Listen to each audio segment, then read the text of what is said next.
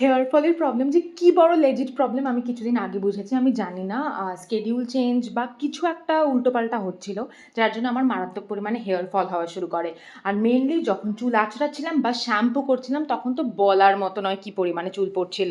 Hair ফলের ব্যাপারটাকে আমি খুব কমন নরমাল জিনিস হিসেবেই ট্রিট করি। তখন আমার মনে হয় যদি হেয়ার ফলের দিকে বেশি কনসেনট্রেট করি তাহলে আরও বেশি চুল পড়ে।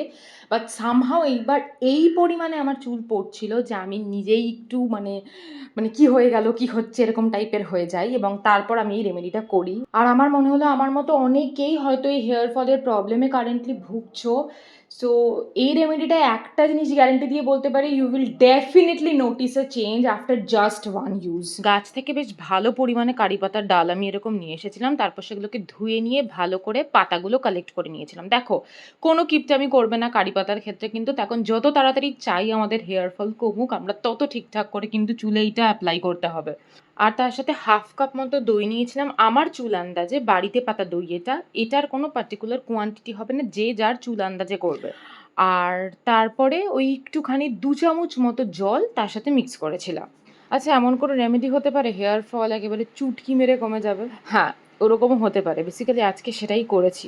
কারি পাতা কিন্তু রান্নায় প্রচণ্ড পরিমাণে একটা ভালো ফ্লেভার অ্যাড করে। আমার তো খুবই ভালো লাগে কারি পাতার ফ্লেভারটা। বাট এটা তোমার চুলের জন্য পুরো মাল্টিভাইটামিনের কাজ করে। যদি তোমার মনে হয় না আমি কোনো রেমেডি করতে চাই না, আমি শুধু বসে বসে চাই আমার চুল পড়া কমে যাক, তাহলে তোমরা নিয়ম করে টানা 1 মাস রোজ 7 থেকে 10টা করে কারি পাতা খাওয়া শুরু করে দাও। ব্যাস, আর কিচ্ছু করতে হবে না। 3, 2, 1.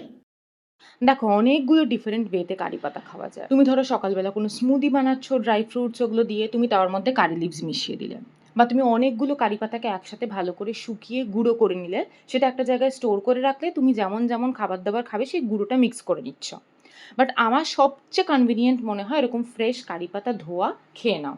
কেরালা, তামিলনাড়ু এইসব জায়গার মানুষের চুল কত ভালো দেখেছো? তার কারণ ওরা প্রচণ্ড পরিমাণে কিন্তু কারি পাতা ওদের খাবারেও ইউজ করে, ওদের এই সমস্ত রেমেডিতেও ইউজ করে। এটা স্ক্যাল্পের ব্লাড সার্কুলেশন বাড়ায়, যেখান থেকে হেয়ার অনেক হেলদি হয়। কারি পাতার মধ্যে ভিটামিন বি আছে, আয়রন আছে। আমরা এখন ম্যাক্সিমাম লোকজন প্রিম্যাচিওর গ্রেইংয়ের প্রবলেমে ভুগছি, টাইমের আগে চুল পেকে যাচ্ছে, তো সেটা এই প্রবলেমটাকে দূর করে। বাট হ্যাঁ, কোনোভাবেই রাতারাতি কিন্তু না, মানে 7 দিনেও তুমি দেখতে পারবে না যে তোমার পাকা চুল হুট করে কালো হয়ে গেল। হ্যাঁ, একটু টাইম দিতে হবে। বেশ কিছুটা টাইম দেওয়ার পর যদি রুটিন মেনে করতে পারো তখন গিয়ে দেখবে আচ্ছা চেঞ্জ হচ্ছে। আর দই আর কারি পাতা এই দুটো জিনিস মিক্স হয়ে পুরো তোমার চুলের স্ক্যাল্পে পুরো হেয়ার লেন্থে নারিশমেন্ট প্রোভাইড করবে, তো কোনোভাবেই চুল ড্রাই হয়ে গিয়ে ভেঙে যাচ্ছে সে সমস্ত হওয়ার কোনো চান্সই নেই।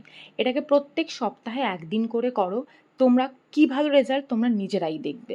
তো আজকের জন্য এটাই। খুব তাড়াতাড়ি আবার একটা নতুন ভিডিও নিয়ে তোমাদের সবার সাথে দেখা হচ্ছে। INTL, it's never too late. Bye for today. সবাই খুব ভালো থেকো, নিজের খেয়াল রেখো।